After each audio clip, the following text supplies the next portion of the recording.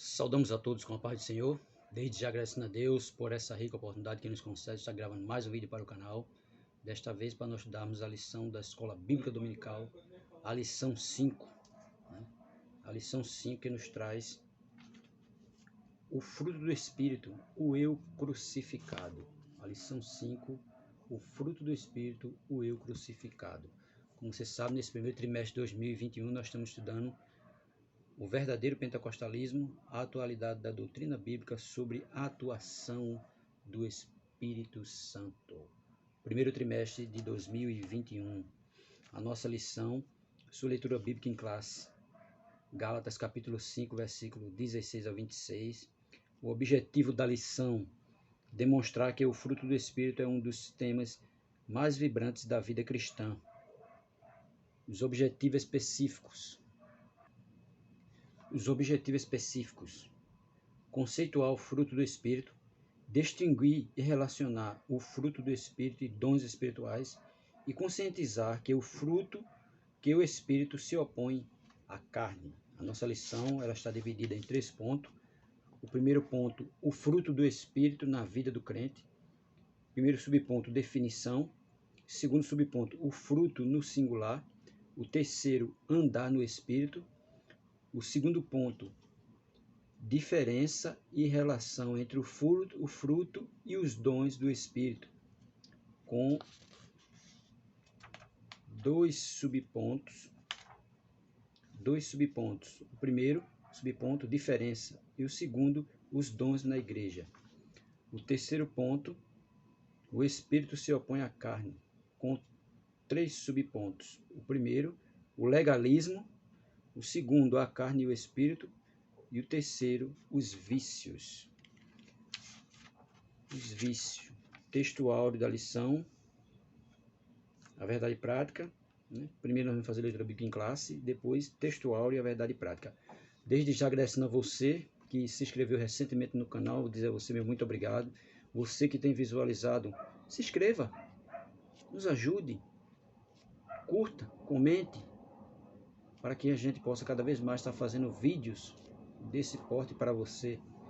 Continue nos ajudando aí, porque você se inscrevendo fortalece cada vez mais o canal. E é de suma importância que você comente, que você curta. Amém? Então, vamos fazer leitura bíblica em classe. Leitura bíblica em classe. Gálatas capítulo 5, versículo 16 ao 26. Digo, porém, andai em espírito, e não cumprireis a concupiscência da carne, porque a carne cobiça contra o espírito, e o espírito contra a carne. E estes opõem-se um ao outro, para que não façais o que quereis. Mas se sois guiados pelo Espírito, não estáis debaixo da lei. Porque as obras da carne são manifestas, as quais são prostituição, impureza, lascívias, idolatria, feitiçarias, inimizades, porfias, emulações, iras, peleja, dissensões e heresias. Invejas, homicídios, bebedice, glutonarias e coisas semelhantes a estas, acerca das quais vos declaro, como já antes vos disse, que os que cometem tais coisas não herdarão o reino de Deus. Mas o fruto do Espírito é caridade, em outra versão da Bíblia diz amor, gozo, paz, longanimidade, benignidade, bondade, fé, mansidão, temperança. Contra essas coisas não há lei. E os que são de Cristo crucificaram a carne com suas paixões e consciências. Se vivemos no Espírito, andemos também no Espírito. Não sejamos cobiçosos de vanglórias, irritando-os uns aos outros, invejando-os uns aos outros. A nossa verdade prática ele diz assim: ora, o Deus de esperança vos encha de todo gozo e paz em crença, para que abundeis em esperança pela virtude do Espírito Santo. Romanos capítulo 15, verso 13. A verdade prática diz assim: o fruto do Espírito é um dos temas mais vibrantes da ética cristã, pois mostra para o mundo o que o Espírito colocou dentro de cada um de nós. Amém? Mais uma vez é você que tem visualizado, nossas visualizações aí, pelo que a gente vê, são boas visualizações, mas os inscritos ainda são poucos, e as curtidas também, e os comentários. Mas você que tem visualizado, que não está inscrito ainda, se inscreva. Eu espero você se inscrever, vá, se inscreva. Espero você curtir, espero você comentar, vá. Escreveu? Curtiu? Comente. Amém? Então vamos dar continuidade ao nosso estudo da lição bíblica da escola dominical, a lição 5, o fruto do Espírito e o eu crucificado. A introdução da nossa lição ela diz assim: o fruto do Espírito é resultado de uma vida cristã abundante e manifestada no relacionamento entre irmãos e irmãs na igreja e no lar, na convivência com os descrentes, no trabalho e na sociedade. Por isso devemos entender o conflito entre a carne e o Espírito e a função do fruto do Espírito. Tá vendo? Sempre há, né, aí sempre vai haver uma divergência, né, entre a carne e o Espírito, um lutando contra o outro. E aquele que for mais alimentado é o que vai vencer. O primeiro ponto vai dizer assim: o fruto do Espírito na vida do crente. O crente em Jesus é alguém que vive sob os domínios do Espírito. Ele é liberto da lei e dos rudimentos deste mundo, mas isso não significa uma vida passiva. O fruto do Espírito é a expressão do Espírito na vida do crente. Observe que ele vai dizer que o crente em Jesus é alguém que vive sob os domínios do Espírito Santo. Tem que deixar o Espírito Santo dominar a sua vida. Tem que deixar o Espírito Santo controlar todos os seus passos. Mesmo você vivendo nesse mundo tenebroso, mundo corrompido, mas é o Espírito Santo que vai lhe guiar. E demais, o fruto do Espírito é a expressão do Espírito na vida do crente. E o nosso primeiro ponto, o fruto do Espírito. Continuando, ele vai dizer agora, definição. Jesus nos salva e nos dá o Espírito Santo. Nos renova e coloca em nós o desejo de fazer o que é bom e agradável a Deus. Por quê? Porque o Espírito Santo está ali, guiando, orientando. E o crente que é guiado pelo Espírito Santo, ele vai querer sempre fazer coisas boas. Não vai querer mais andar no caminho do erro. Ele vai querer sempre andar no caminho certo. O fruto do Espírito é o resultado natural de um processo de amadurecimento e a consequência de um processo natural de crescimento espiritual. Porque lá em 2 Pedro 3,18, a Bíblia vai dizer, crescer na graça e no conhecimento. Conhecimento da palavra. Graça, o Espírito Santo guiando e regendo todos os nossos passos. Por isso que ele vai dizer aí, o fruto do Espírito é o resultado natural de um processo de amadurecimento e a consequência de um processo natural de crescimento, amadurecimento, crescimento espiritual e um amadurecimento como crente. Aí ele diz aí, ele surge gradativamente dentro de nós como resultado da regeneração do fruto do Espírito Santo, de forma instantânea e também gradativa por meio do crescimento na graça de nosso Senhor Jesus Cristo. Vai crescendo na graça de Deus. Deus vai começando ali a trabalhar através do Espírito, guiando, orientando, falando, e ele vai crescendo na graça. Como acontece com a santificação? Os apóstolos apresentam 9 modalidades do fruto. Gálatas, capítulo 5, verso 12. O verso 22, o fruto, segundo subponto, no singular. Alguns expositores estranham o fato de Paulo contrapor as obras da carne, verso 19, com o fruto do Espírito, verso 22. No singular, quando era de se esperar frutos, o missionário Eurico Bergens explica esse singular, ilustrando esse fruto como uma laranja e os seus gomos. O fruto que aparece logo em seguida é o amor, ou em outra versão, caridade, na versão Almeida Corrigida de 1909.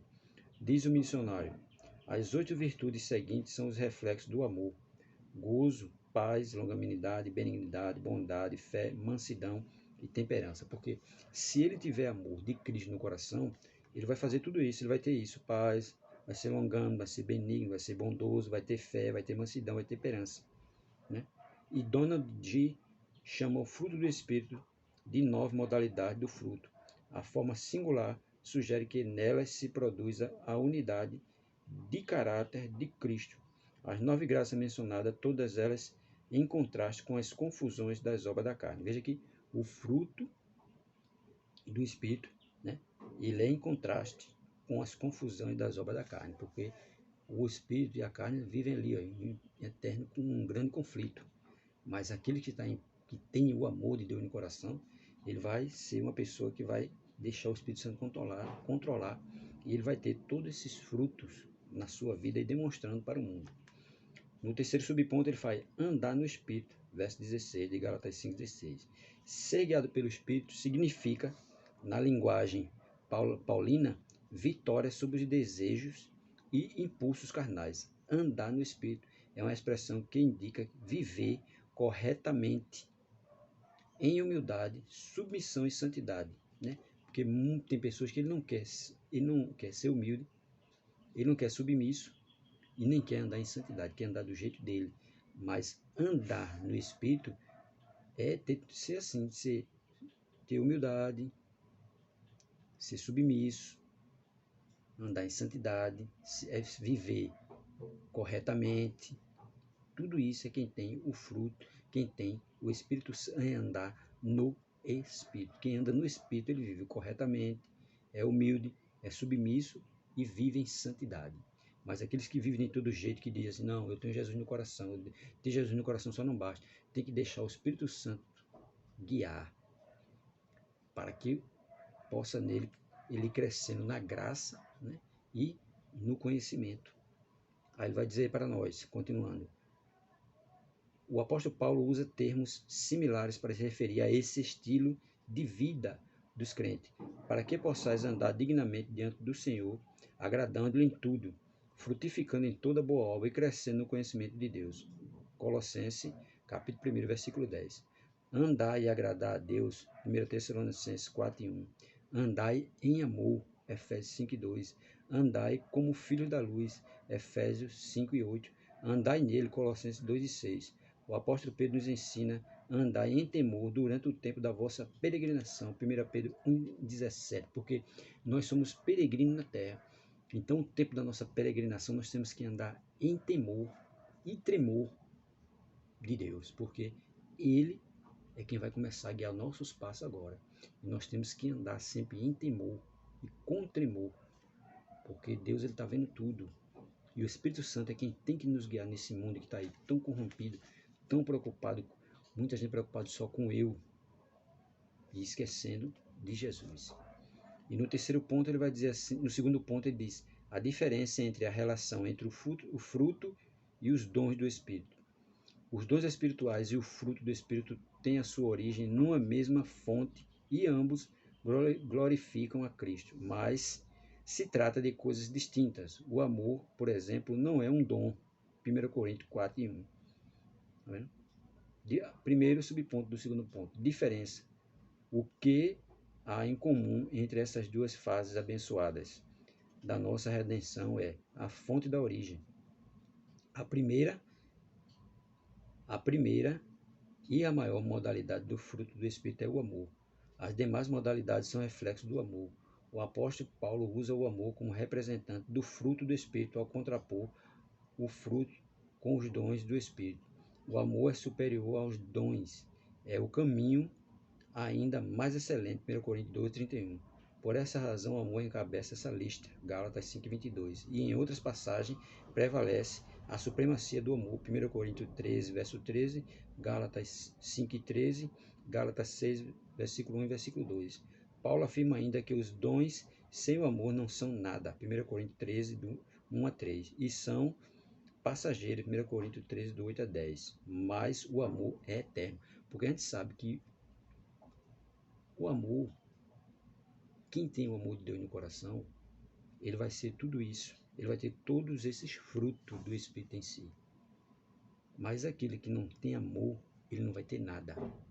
Então, Paulo deixa bem claro que o principal de tudo é o amor. Tendo o amor, ele cumpre ele tem o restante. Ele tem paz, ele tem gozo, ele tem longanimidade, benignidade, bondade, fé, mansidão e temperança. Se ele tem o amor de Deus no coração, ele tem os outros frutos, ele tem os frutos do Espírito. Mas se ele não tem amor no coração, então ele não tem nada. Ele não tem nada. O segundo subponto diz os dons na igreja. Convém relembrar que os dons são importantes. Isso não significa que devemos desprezá-los. É a vontade de Deus que os irmãos e as irmãs não ignorem os dons espirituais. 1 Coríntios 12, verso 1. Que busquem os melhores, né? Que busquem os melhores dons. 1 Coríntios 12, verso 31. E não desprezeis as profecias. 1 Tessalonicenses 5:20. Os dons são comparados a um andaime, uma construção. A igreja a um edifício. 1 Coríntios 3, versículo 10 a 12. Efésios 2, versículo 20 ao 22. Não é possível uma construção prosseguir sem um andaime, mas uma vez concluída a obra, o andaime é dispensado. No céu não haverá necessidade dos dons, mas eles são uma necessidade imperiosa na vida da igreja hoje, pois ela precisa do poder do alto para combater o reino espiritual das trevas. Efésios capítulo 6, versículo 10 a 12. Nós sabemos que enquanto o crente estiver na terra, os dons são necessários. Enquanto ele estiver na terra, os dons são necessários. Ele deixa bem claro isso. Mas quando a igreja for arrebatada, não será mais necessário, porque o Espírito Santo não vai mais estar aqui. Mas enquanto o Espírito Santo estiver na terra, ele vai usar o seu povo, vai capacitar o seu povo com os dons do Espírito. Por isso que os dons, ele ainda hoje, são necessários à igreja. Para guiar, para orientar. As profecias também. Por isso que ele vai dizer, não desprezeis as profecias. Né? Os dons são comparados a um andaime, uma construção. A igreja é um edifício, então ela precisa dos dons. São necessários os dons. E ainda diz mais, que busquemos os melhores. Busque os melhores dons. Busque os melhores. Todos eles são excelentes, mas também ele vai deixar bem claro que busque os melhores. Então, temos que buscar os melhores. Segundo Apocalipse 21 e 22, no mundo vindouro não há necessidade desses recursos do Espírito. Tá vendo? Não vai haver necessidade dos dons, né? Quando a igreja for arrebatada, quando a igreja for assunta ao céu para se encontrar com Jesus nos ares. Então, lá na eternidade, os dons não vão mais ser necessários, mas enquanto a igreja está aqui, ele é de suma importância para a igreja, ele é de suma importância para o crente. Terceiro ponto, ele vai dizer, o Espírito se opõe à carne. O que levou o apóstolo ao assunto foi o contexto das igrejas da Galácia, o abuso da liberdade cristã, a antinomia de um lado e o legalismo de outro estavam dando ocasião à carne, levando à falta de temor e à desunião. Gálatas 5, 13 ao 15. Primeiro subponto do terceiro ponto, o legalismo. Há um acentuado contraste entre estar na carne e andar no Espírito. Tá vendo? Há um grande contraste entre estar na carne e andar no Espírito. O apóstolo mostra que para ser legalista, viver de acordo com a lei depende da carne, mas para viver no Espírito depende da graça de Deus. Gálatas 5, versos 16 ao 18. O sistema legalista que os opositores de Paulo, os judaizantes, o sistema legalista que os opositores de Paulo, os judaizantes, né, em Gálatas capítulo 2, versículo 14, ensinavam nas igrejas da galáxia, é o egocêntrico motivado pela carne e gera competição espiritual que resulta em desavença. Gálatas 5 e 15. Veja que o ensino deles, né, o ensino legalista, era dos opositores de Paulo, os judaizantes, que eles ensinavam na igreja da Galácia, é um sistema egocêntrico, motivado pela carne e gera competição espiritual que resulta em desavença. O quê? Um crente querendo ser mais espiritual do que o outro, um crente querendo mais falar a língua do que o outro, um crente querendo ser mais profeta do que o outro, e tudo isso resulta em desavença. Era uma coisa que eles estavam ensinando erroneamente. Por isso que Paulo veio tratar desse assunto. Segundo subponto, ele fala a carne e o espírito. A palavra grega sares, carne, tem muito significado na Bíblia, principalmente nos escritos paulinos. Pode significar fraqueza física, Gálatas capítulo 4, verso 13, o corpo, Gálatas capítulo 4, verso 13 também, o ser humano, Romanos 1 e 3, o pecado, Gálatas, Romanos, versículo 24, 1 e 24, os desejos pecaminosos, Romanos 8 e 8, o contexto determina o significado dela. No contexto das obras da carne, significa o conjunto de impulsos pecaminosos que dominam o ser humano, tá vendo? Significa, as obras da carne nesse contexto significa os impulsos pecaminosos que impulsiona os impulsos pecaminosos que dominam o ser humano, né? Que os impulsos pecaminosos, se o ser humano não tiver pelo Espírito, ele vai ser dominado por eles. É por isso que Paulo está aí tratando. Da mesma maneira, a palavra grega pneuma, espírito, que se explica, que aplica ao Espírito Santo, ao espírito humano, aos anjos e aos espíritos imundos, é só prestar atenção ao contexto para saber aqui a que espírito o escritor sagrado está se referindo. A oposição do Espírito contra a carne na vida cristã mostra que os que são de Cristo crucificaram a carne com as suas paixões e consciência. Gálatas 5:24. É isso que acontece conosco diariamente, a morte do eu. Né? Diariamente o crente tem que estar amortizando o eu para deixar Jesus aparecer na sua vida. Terceiro subponto fala os vícios, né? Gálatas 5:19-21. O apóstolo apresenta uma lista com 15 vícios que ele chama de as obras da carne. Outras listas aparecem em outras epístolas paulinas. Romano, capítulo 1, versículo 29-31. 1 Coríntios 6, do 9, versículo 9, versículo 10. 1 Timóteo, capítulo 1, versículo 9 e 10. Paulo não pretende ser exaustivo.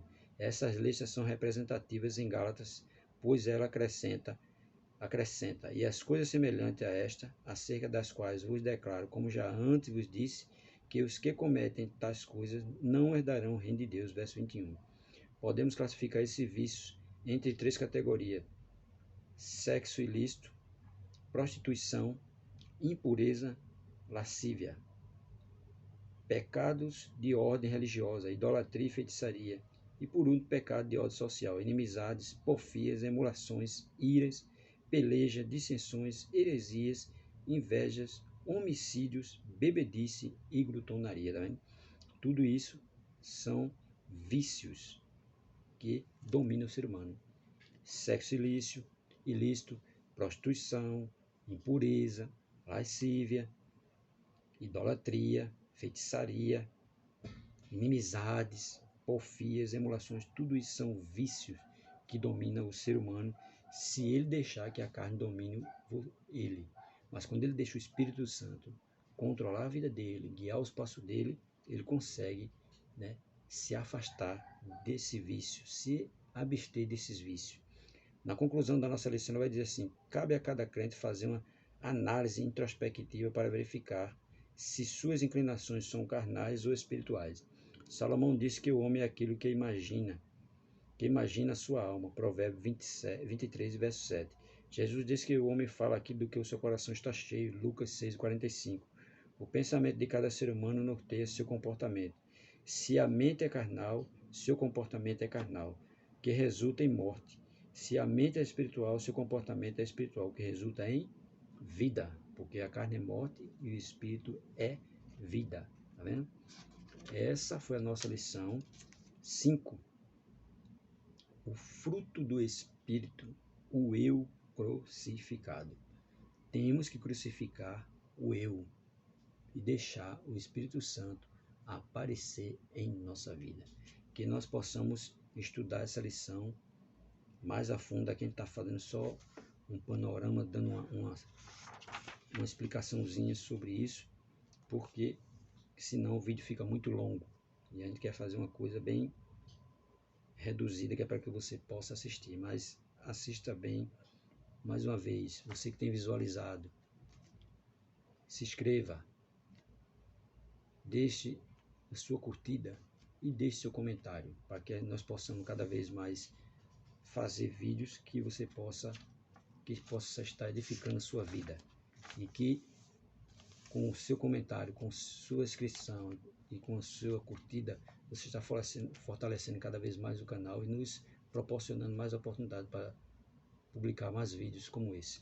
Na próxima nós estaremos falando sobre a lição 6, santificação, comprometidos com a ética do Espírito. Vai ser o próximo vídeo. Deus abençoe você, que você possa estar bem, mesmo a gente sabendo que a pandemia não passou ainda. As vacinas já estão aí sendo aplicadas pelo mundo, no Brasil também, mas continue se prevenindo, continue fazendo a sua parte, porque tudo está dentro do controle de Jesus. Amém? Deus abençoe a todos em nome de Jesus.